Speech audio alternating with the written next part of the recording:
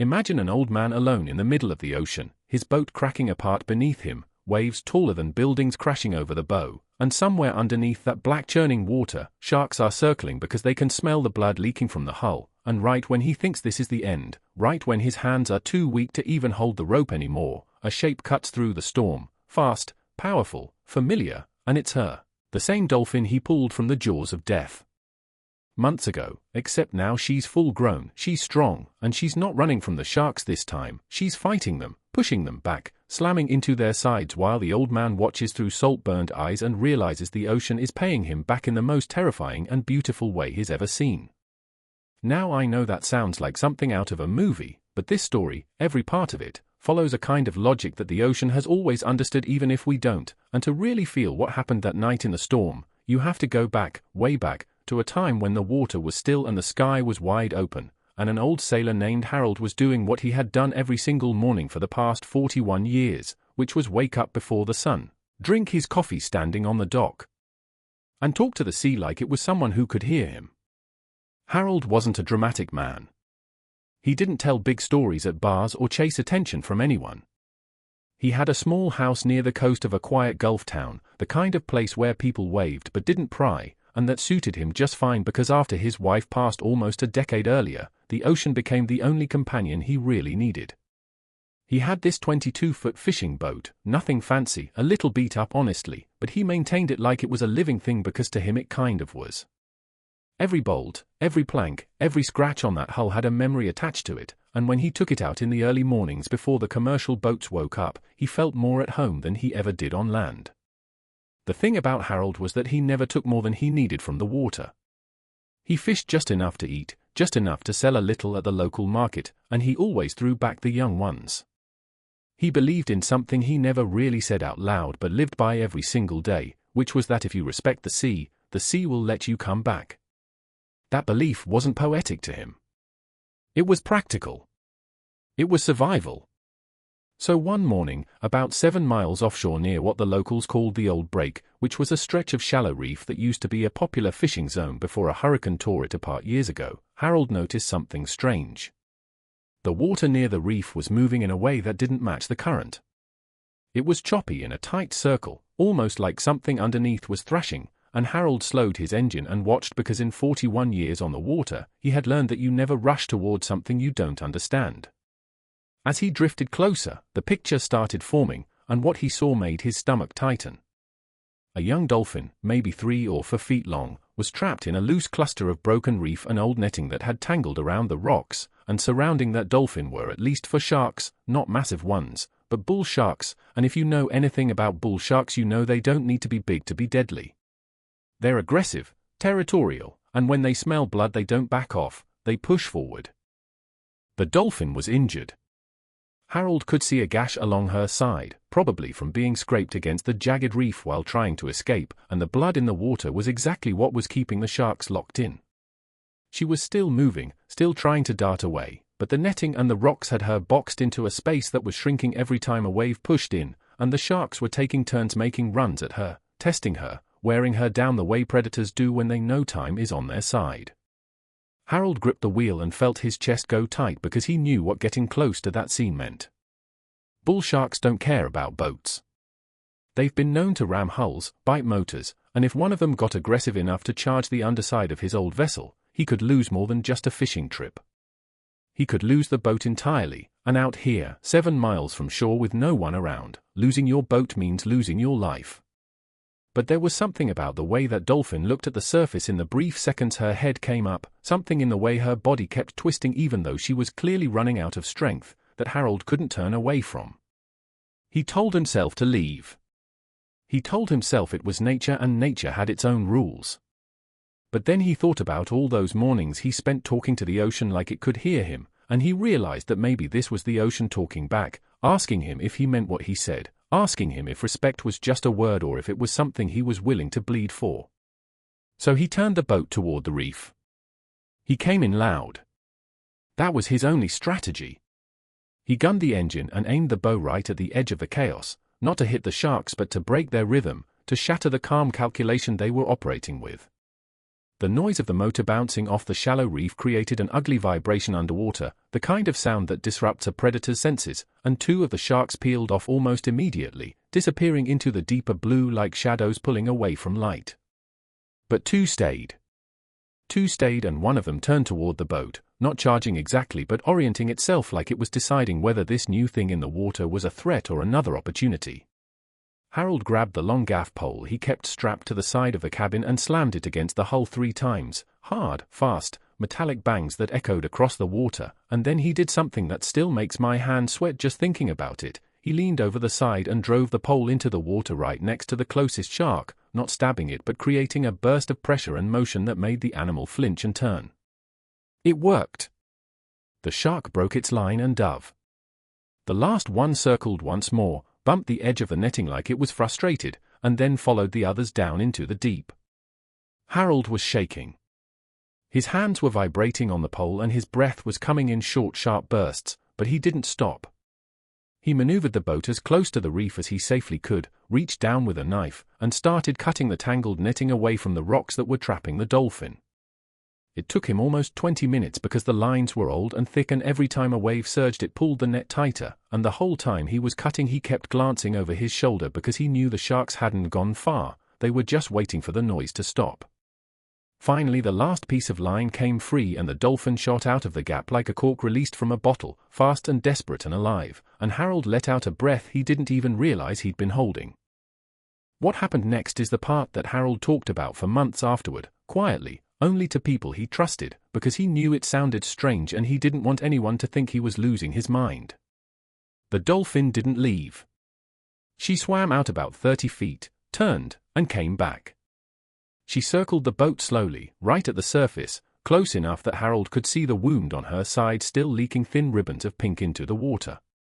She stayed there for almost 5 minutes, swimming alongside the hull in a slow deliberate loop, and once, just once, she rose slightly and let out a sound, a short sharp exhale through her blowhole that Harold said didn't sound like any dolphin call he'd ever heard before. It sounded, he said, like a word. Like the ocean had formed a single syllable and pushed it through that animal's body just so he could hear it. Then she turned and disappeared into the open water, and Harold sat there on his boat with the sun climbing higher and his hand still trembling and the strangest feeling he had ever felt settling into his chest, which was the feeling that something had just changed between him and the sea, something invisible but permanent. Months passed after that. Harold went back to his routine, same coffee, same dock, same quiet mornings on the water, but something was different now. He found himself looking for her. Every time a fin broke the surface his heart would jump a little, and every time it turned out to be just a wave or a piece of debris, he felt a tiny sadness he couldn't quite explain. He wondered if she survived. That wound had been deep, and the ocean is not a hospital, it's full of salt and bacteria and things that hunt weakness, and he knew that a young injured dolphin alone in open water had odds that weren't great. As the weeks turned into months, Harold started to accept that he might never see her again, and that acceptance settled into the same quiet space where he carried the memory of his wife, a place in his chest where things he loved but couldn't hold on to lived in a kind of gentle permanent ache. He was getting older, too. His knees hurt more than they used to. His grip wasn't as strong. Some mornings it took him longer to get the boat ready, and there were days when the horizon looked farther away than it used to, like the ocean was slowly stretching itself beyond his reach. But he kept going out because that's who he was, and stopping would have felt like giving up on the only relationship he had left. Then came the storm. It wasn't supposed to be a bad one. The forecast had called for light rain and moderate wind, the kind of weather Harold had fished through 1,000 times without thinking twice. But the ocean doesn't read forecasts, and by the time Harold was 15 miles offshore, heading back with a modest catch, the sky had turned a color he had only seen twice in his life, a deep greenish gray that looked like a bruise spreading across the entire atmosphere. The wind didn't build gradually. It hit like a wall. One moment the water was choppy but manageable, and the next moment waves were stacking on top of each other like the ocean was being folded in half, and Harold's boat was caught right in the crease. The first big wave hit the port side and knocked him off his feet. He grabbed the rail and pulled himself up, but before he could even get to the wheel, the second wave came over the bow and flooded the front deck. The engine sputtered. Then it coughed. Then it died. Harold tried to restart it 3 times and each time the motor turned over and quit like it was choking on something it couldn't swallow, and now he was drifting, powerless, in the middle of a storm that was getting worse by the minute. The hull started groaning, a low deep sound that Harold knew meant structural stress, which meant the joints between the planks were flexing beyond what they were designed to handle, and if that kept up, water would start coming in from below, not from the waves but from the boat itself falling apart around him. He was scared. He won't say that to anyone probably, but he was. The kind of scare that doesn't make you scream, it makes you go quiet inside, because screaming takes energy and energy is the only thing standing between you and the water. He managed to get the bilge pump running on battery power, but it was losing the fight against the water coming in, and every wave that hit the boat pushed it lower, heavier, slower to recover. He could feel it sinking beneath him in tiny increments, like the ocean was pulling the boat down gently, almost kindly, the way you might pull a blanket over someone who's falling asleep. And then he saw the fins. 3 of them, cutting through the surface about 40 yards out, circling in that slow patient way that sharks circle when they're not hunting yet but they're getting ready to. The storm had churned up the water and brought everything closer to the surface, baitfish, debris, blood from his cut hand where the rail had caught him, and the sharks were responding to all of it the way they always do, with calm efficient interest. Harold's heart dropped. He was sinking, the storm was getting worse, the sharks were closing in, and he was alone, completely alone, farther from help than he had ever been in his life. That's when she came. She came from the east, from the direction of the open Atlantic, cutting through the waves like they weren't even there, and Harold saw her before he understood what he was seeing. A dolphin, full grown now, powerful, fast, with a scar along her left side that caught the grey light of the storm like a signature. She hit the water near the closest shark and the impact sent a spray of white foam into the air that the wind grabbed and scattered. She didn't hesitate. She circled back and hit again, this time harder, driving her nose into the shark's flank with the kind of force that only an adult dolphin can generate, and the shark twisted and dove. The second shark turned toward her but she was already moving, already repositioning, clicking and calling in rapid bursts that Harold could hear even over the wind, and something about those sounds, something about the frequency and the urgency, made the shark hesitate just long enough for her to close the distance and slam into it from below. The third shark didn't engage. It turned and disappeared into the dark water like it had suddenly remembered somewhere else it needed to be. And now it was just her, circling the boat the way she had circled it months ago, except this time she wasn't saying thank you, she was saying follow me.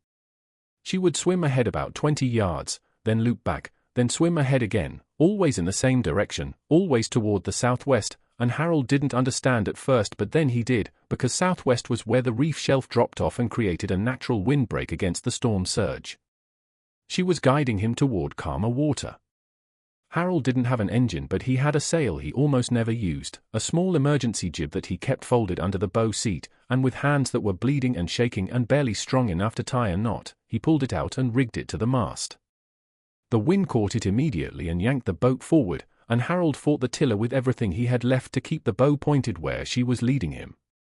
For 20 minutes they moved like that through the worst water Harold had ever seen, the Dolphin cutting through the waves ahead, the old boat lurching and groaning behind her, and every time Harold felt like the boat was about to go under, she would circle back and swim right alongside the hull, so close he could have reached down and touched her, like she was telling him she was still there, like she was telling him he wasn't alone.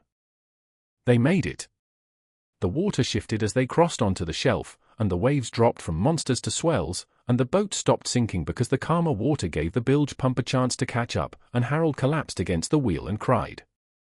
Not the kind of crying you do when you're sad but the kind you do when something so big happens to you that your body doesn't know how else to respond.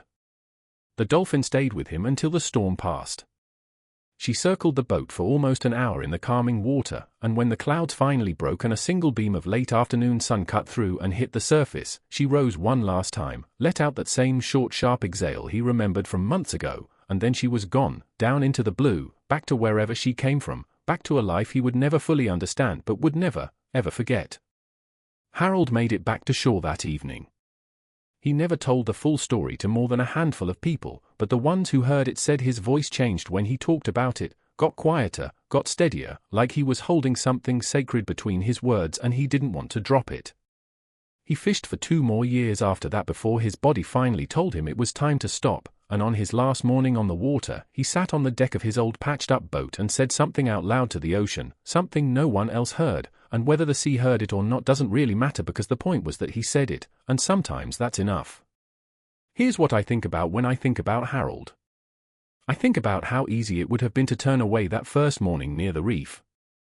How easy it would have been to say it's not my problem, it's just an animal, the ocean will sort itself out. But he didn't turn away.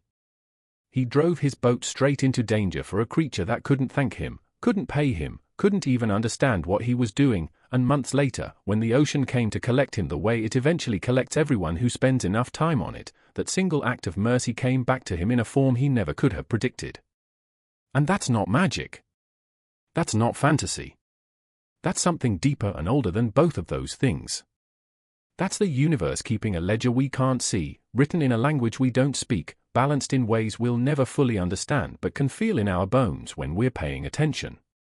So let me ask you something, and I really want you to think about it before you answer.